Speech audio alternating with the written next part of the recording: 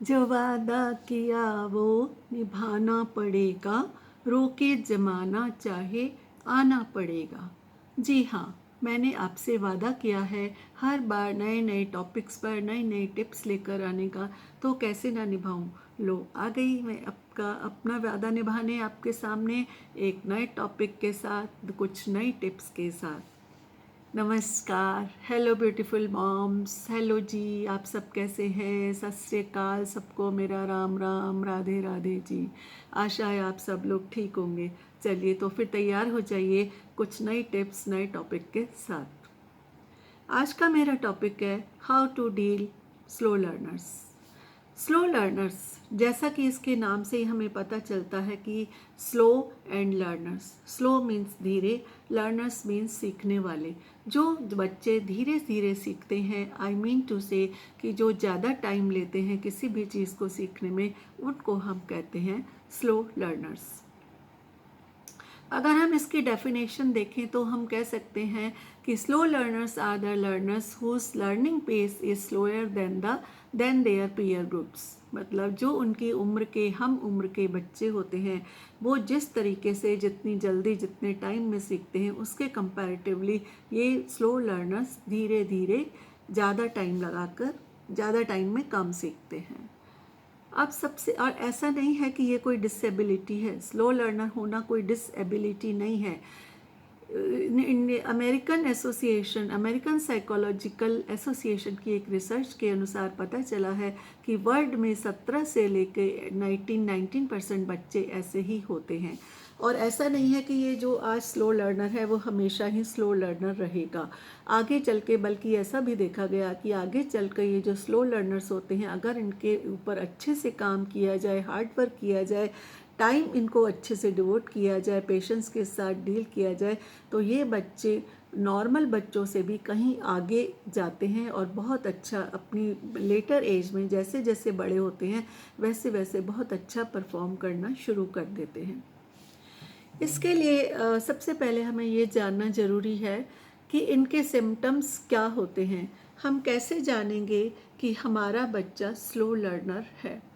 सबसे पहले प्रॉब्लम जो होती है इन बच्चों में वो होती है कि ये बच्चे पढ़ने में, रीडिंग, किसी बुक को, अगर किसी चैप्टर को, किसी पेज को इनको बोल दिया जाए कि बेटा आप रीडिंग करो, तो वो रीड नहीं कर सकते हैं।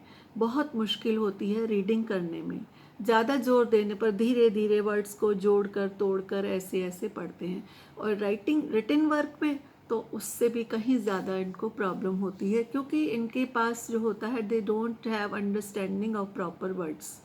इनको समझ में नहीं आते हैं, वर्ड्स को अच्छी तरह से समझ नहीं पाते हैं, इसलिए इनको रीडिंग में और राइटिंग में दोनों में ही प्रॉब्लम होती है। सेकंड नंबर पर आते हैं, इनकी मेमोरी जो होती है दूसरे बच्चों के कंपैरेटिवली कम होती है। ये रिकॉल नहीं कर पाते हैं बातों को। अगर आज आपने कुछ इनको सिखाया है तो नेक्स्ट डे ये बच्चे से अगर आप वही चीज़ पूछेंगे तो ये उसको रिकॉल नहीं कर पाएंगे, उसके लिए उनको बहुत ज़्यादा प्रॉब्लम होती है। नेक्स्ट आता है lack of concentration. Concentration means एक ध्यान लगाना, किसी भी चीज़ में ध्यान लगाने की कैपेबिलिटी इनमें बहुत ही कम होती है और ये छोटी छोटी बातों से बहुत जल्दी डिस्ट्रैक्ट हो जाते हैं। और ये नेक्स्ट आता है इनका सिम्टम्स कि ये बहुत बड़े बड़े बहाने बनाते हैं, एक्सक्यूज़ेस देते हैं। अगर आप इनको कुछ भी काम करने के लिए कहेंगे तो इनके पास हर समय 100 बहाने तैयार होते हैं और ऐसे ऐसे बहाने लेकर के आएंगे कि आप सोच भी नहीं सकते कि ये भी कोई मतलब हम सोच सकते हैं कि इस वजह से बच्चे ने काम नहीं किया। और इसके बाद जो होती है इनको बहुत ज़्यादा प्रॉब्लम होती है और ये बहुत ज़्यादा टाइम डिवोटेड होते हैं। इनको डील करने के लिए बहुत ज़्यादा टाइम की और पेशेंस की बहुत ज़्यादा ज़रूरत होती है। आराम से इनको सिखाना it's not an easy task. अब हम आते हैं कि इसके स्लो लर्नर होने के रीज़न्स क्या हैं, कॉजेज़ क्या हैं। सबसे पहला कॉज हो सकता है इसका इंटेलेक्चुअल रीज़न। हो सकता है आप ये स्लो लर्नर जो बच्चा है उसका आईक्यू नॉर्मल बच्चे से कम हो, इसलिए वो किसी भी चीज़ को सीखने में उसकी स्लो प्रोसेस हो सकती है।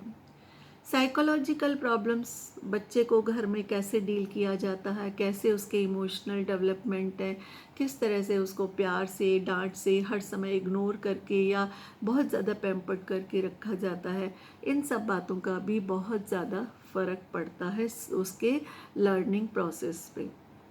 इन्वायरमेंट, घर का इन्वायरमेंट कैसा है। कभी कभी घर के लोगों का पढ़ाई को लेकर के बहुत नेगेटिव एटीट्यूड होता है कि ये खास तौर पे गर्ल्स के लिए, तो लड़की है क्या पढ़ाना, इसको छोड़ो छोड़ो, तो उस पर कोई ध्यान ही नहीं देता है। तो जो उसकी सीखने की एज होती है उसमें उसको कोई सिखाता नहीं है, और जब बड़ी एज पर आके उसको बैकलॉग जो सिखाया जाता है तो वो बहुत ज़्यादा मुश्किल हो जाता है। तो इसलिए बहुत ज़्यादा बच्चे स्लो हो जाते हैं सीखने के लिए। तो इसके बाद आता है personal and medical problems.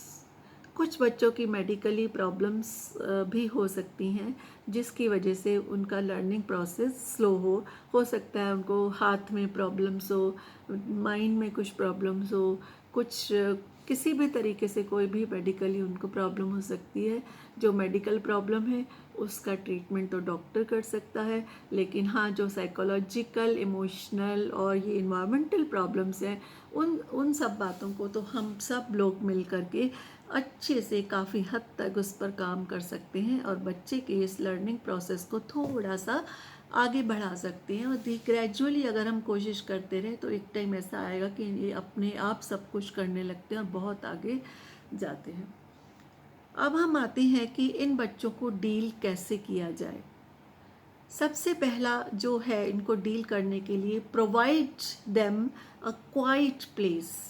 I mean to say कि जहाँ पर भी आप बच्चे को पढ़ने के लिए बिठाएं और आप उसके साथ पहली बात तो ज़रूर बैठें और मेक श्योर कि वहाँ पर किसी भी तरीके का डिस्ट्रैक्शन का कोई भी बिल्कुल चांस ना हो। बिल्कुल जिसको कहते हैं ना पिन ड्रॉप साइलेंस, वो होना चाहिए। अगर ज़रा सा भी आपके बच्चे, इतना सा भी कहीं से भी डिस्ट्रैक्शन हुआ, बेल बज गई डोर की, कोई आ गया या आपसे किसी ने कुछ पूछ लिया या आपका फ़ोन आ गया, फ़ोन को भी आप उस समय बच्चे को पढ़ाते समय अपने पास ना रखें, दूर रख लें, चार्जिंग पे लगा दें। उतनी देर तक आप बच्चे को पढ़ा लो, उतनी देर तक आपका फ़ोन चार्ज हो जाएगा। तो बच्चे का ध्यान बहुत जल्दी डाइवर्ट होता है, इसलिए इन बच्चों के सामने बिल्कुल भी कुछ भी ऐसा मौका नहीं छोड़ना चाहिए जिससे कि इनको कोई बहाना मिले डिस्ट्रैक्ट होने का। सेकेंड चीज़ आती है, इन बच्चों को पढ़ाने के लिए बहुत ही ज़्यादा पेशेंस एंड टॉलरेंस की ज़रूरत होती है। जैसा मैंने पहले आपको बताया कि ये बच्चे बहुत ज़्यादा बहाने बनाते हैं और ऐसे ऐसे बहाने बनाते हैं आप सोच भी नहीं सकते हैं, उनका कोई आपके पास जवाब भी नहीं होता है। तो धीरे धीरे जैसे आप बच्चे को पढ़ाने बिठाएंगे तो बच्चा कभी कहेगा मम्मा मुझे प्यास लगी है, मम्मा मुझे टॉयलेट जाना है, सिटिंग पोस्चर्स उसके ठीक नहीं होते हैं, लेट जाएगा, इस तरीके से बैठेगा, कभी ऐसे करेगा, कंफर्टेबल होके बैठेगा अपना वो बिल्कुल टेक लगा के, बिल्कुल पोस्चर्स वो बैठ पढ़ने वाले पोस्चर्स में नहीं आएगा। तो ऐसे में क्या होता है कि पेरेंट्स बहुत परेशान हो जाते हैं और अल्टीमेटली डांट देते हैं कि मेरे पास क्या और कोई काम नहीं है, मैं तेरे लिए बैठी रहूँगी, मुझे खाना भी बनाना है, मुझे तेरे पापा को भी देखना है, मुझे अपना भी काम करना है। तो बस यहीं पर पेरेंट्स जो होते हैं वो मात खाते हैं। यही वो स्टेज है, यही वो टाइम है जबकि आपको अपनी पेशेंस की ज़रूरत है और उनकी हर बात को टॉलरेट करते जाना है, पेशेंटली उनको डील करना है। एक बार आपने इस सिचुएशन को पेशेंटली डील कर लिया तो बस फिर आपके अपने बच्चे को आप पढ़ाई करने से, लर्निंग प्रोसेस को अच्छा बनाने से कोई नहीं रोक सकता। नेक्स्ट आता है प्रेज़। ऐसे बच्चों को बहुत ज़्यादा इंसेंटिव्स की बहुत ज़रूरत होती है, उनको हर टाइम हमें प्रेज़ करना पड़ता है, बेटा आप तो बहुत अच्छे हो, जल्दी से कर लो, कर तो लेते हो आप, फिर क्या हो गया, आप कर क्यों नहीं रहे हो, जल्दी करो, चलो फटाफट से आप तो करके बहुत अच्छे जल्दी से फ्री हो जाओ, फिर तुम ये करोगे, फिर तुम वो करोगे। और फिर बच्चे को बहुत अच्छा जब भी काम करें तो they must be appreciated by each and every one. और फिर उसके बाद नेक्स्ट जब बच्चा आपका पढ़ने में थोड़ा सा आगे बढ़ने लगे तो आप उसको एक टाइम बाउंड काम दे सकते हैं। टाइम बाउंड मीन्स उसको कुछ भी काम कहें और अलार्म लगा दें कि जब तक ये अलार्म बजेगा उससे पहले आपको ख़त्म करना है। फिर धीरे धीरे आप देखेंगे कहाँ बच्चे का की स्पीड कम हो रही है और ये टाइम जो है उसको कम पड़ रहा है, तो काम टाइम को बढ़ा दें। फिर जब अच्छे उतने में बढ़े हुए टाइम में बच्चा कर ले, फिर उसका टाइम आप रिड्यूस करें और फिर धीरे धीरे ग्रेजुअली उसको प्रॉपर टाइम बाउंड काम करना सिखा दें। वरना ये बच्चे क्या होते हैं, इतनी धीरे करते हैं, एक ही चीज़ को लेकर बैठे रहते हैं और उसी में ही लगे रहते हैं, आगे बढ़ते ही नहीं हैं। तो इसलिए आपको टाइम बाउंड काम करवाना भी इनके लिए बहुत ज़्यादा ज़रूरी है। फिर आता है सिट विद देम।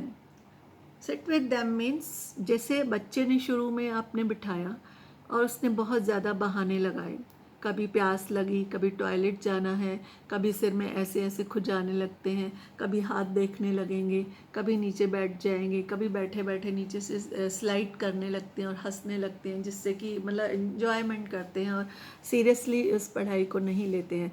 लेकिन इन सब बातों को जब आपने पेशेंटली डील कर लिया, और एक स्टेज ऐसी आती है जब आप पेशेंटली डील करते हैं तो बच्चा भी बहाने बना बना के थक जाता है और वो सोचता है कि अब तो कोई रास्ता ही नहीं है, तो मुझे काम करना, वो काम में मन लगाने लगता है। लेकिन होता क्या है, जैसे ही बच्चा काम में मन लगाने लगता है, उसका टेम्पो बन जाता है, तो हम पेरेंट्स क्या करते हैं कि सोचते हैं कि चलो अब तो बच्चा बहुत अच्छे से पढ़ रहा है, इसको हम छोड़ के अपना काम कर लेते हैं, फ़ोन में देख लेते हैं, कोई मैसेज तो नहीं आया, कोई कॉल तो नहीं आई। वहीं बस हम गलती करते हैं, वहीं पेरेंट्स मात खा जाते हैं। जैसे ही आप उठे, बच्चा भी अपना पढ़ाई से धीरे ऐसे टेढ़ी नज़रों से आपको देखेगा और वो भी धीरे धीरे अपना पढ़ाई में ध्यान कम कर देगा और ग्रेजुअली हटा देगा। वो कहते हैं ना, सावधानी हटी दुर्घटना घटी। ऐसे ही जैसे ही आप वहाँ से हटे, उसका ध्यान भी पढ़ाई से हटा। तो इसलिए आपको पूरे टाइम, जितना भी टाइम आपने डिसाइड करा है कि उसको मुझे पढ़ाना है, उतने ही टाइम आप उसके पास टोटली फ्री होके बैठे।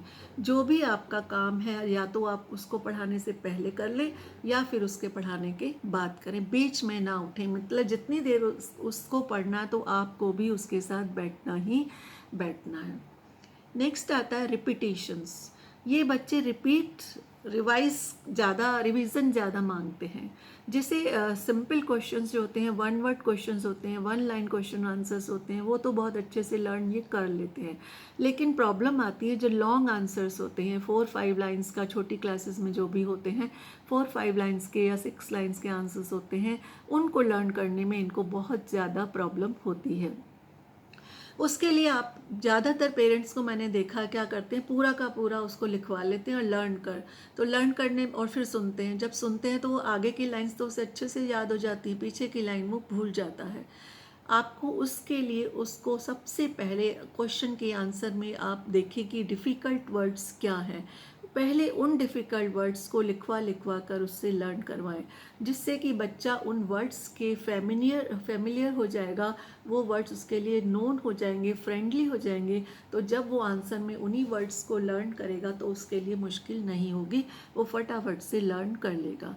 और सेकेंडली, इसमें जो लॉन्ग आंसर्स होते हैं उसमें आप पहले एक ही लाइन लर्न करवाइए और उससे फिर सुन लीजिए, रिटिन में लर्न करवाइए, फिर सुन लीजिए, फिर दूसरी लाइन लर्न करवाइए, फिर सुन लीजिए, फिर फर्स्ट एंड सेकंड लाइन को मिला करके लर्न करवाइए, फिर फर्स्ट सेकंड लाइन को आप भूल जाइए, थर्ड लाइन को अलग से लर्न करवाइए, फिर उन तीनों लाइन को इकट्ठे लर्न करवाएं, फिर फोर्थ लाइन, फिर फिफ्थ लाइन, ऐसे लाइन वाइज करवाएं।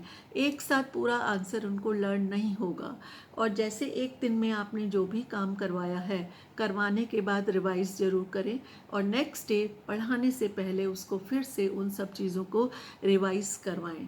तो फिर बच्चे को अच्छे से लर्निंग होगी और धीरे धीरे उनकी, जब आप सीरियसली उसको लेंगे, हार्ड वर्क करेंगे, तो बच्चा भी हार्ड वर्क करना सीखेगा, अपने बहाने बनाना दूर कर देगा, सोचेगा कि मम्मा भी तो मेरे लिए बैठी है, आप भी कोई बुक लेकर बैठ जाओ, उसके साथ पढ़ते रहो कि मैं अपना काम कर रही हूँ, मैं अपना पढ़ रही हूँ, आप भी अपना पढ़ लो। तो बस फिर वो देखेगा कि आप भी सीरियसली अपना काम कर रहे हो, पढ़ाई कर रहे हो। हाँ, बात उसके ऊपर आँख तो नज़रें तो रखनी ही पड़ेंगी आपको, वरना तो वो कुछ और भी करता रहेगा। तो वो आपको देख के कि मम्मा भी ध्यान लगा के पढ़ रही हैं और मैं भी पढ़ रहा हूँ, तो फिर उसको एक कंपनी मिल जाती है, तो वो अच्छे से पढ़ लेता है।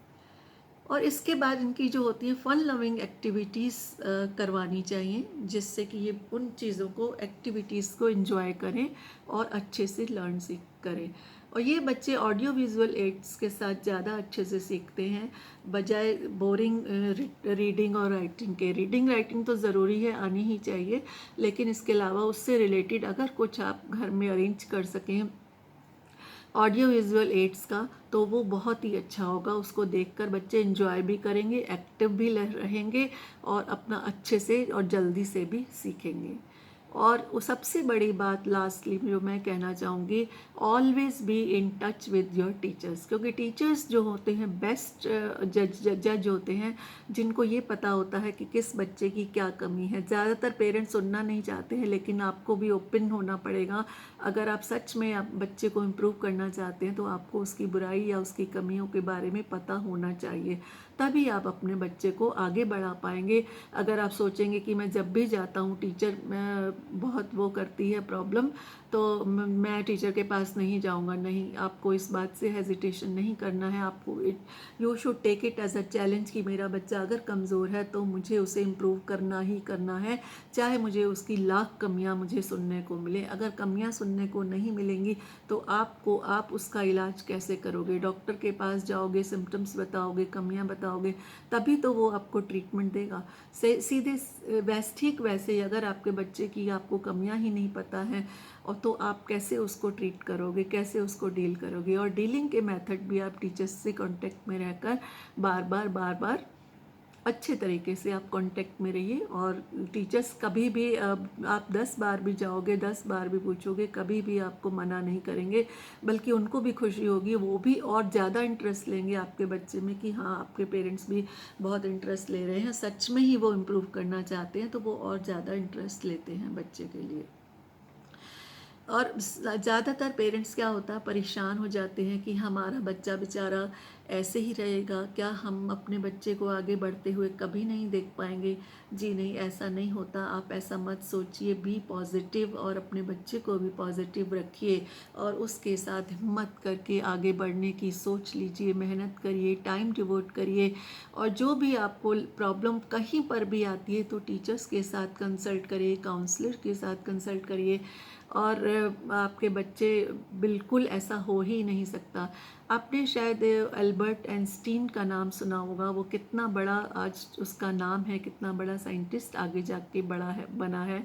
उसको भी वो भी एक अपनी लाइफ में बहुत बड़ा स्लो लर्नर था। उसको तो स्कूल से ही एक लेटर दे के निकाल दिया गया था, और उसकी मॉम ने जब लेटर को उसने नहीं पढ़ा के मम्मी को दिया, तो उस मम्मी ने उस लेटर को पढ़ा तो उसमें लिखा था कि ये बच्चा बहुत स्लो है, हमारे स्कूल के स्टैंडर्ड के मुताबिक नहीं है, इसको आप घर पे ही रखिए। जब बच्चे ने पूछा तो माँ ने यही जवाब दिया कि बेटा, इसमें लिखा है कि आप बहुत इंटेलिजेंट हो, बहुत ज़्यादा समझदार बच्चे हो, हमारे स्कूल के बच्चे इतने समझदार नहीं हैं, आपको स्कूल की ज़रूरत ही नहीं है, आप तो घर पे भी बैठकर पढ़ सकते हो। तो ये it was only his mother जिसने उसको इतना पॉजिटिव रखा, और देखो आज कितना नाम है आइंस्टीन का, कितना बड़ा इंसान बना वो। आप भी हिम्मत करिए, कोशिश करिए और लगे रहिए अपने बच्चे को इम्प्रूव करने के लिए। आई एम 100% श्योर आपको ये टिप्स इतनी अच्छी तरीके से काम करेंगी कि एक दिन आप कहोगे कि हाँ, सच में ये बात सही है कि स्लो लर्नर्स होना कोई डिसेबिलिटी नहीं है। लगे रहिए, कोशिश करते रहिए, क्योंकि कोशिश करने वालों की कभी हार नहीं होती। Thank you.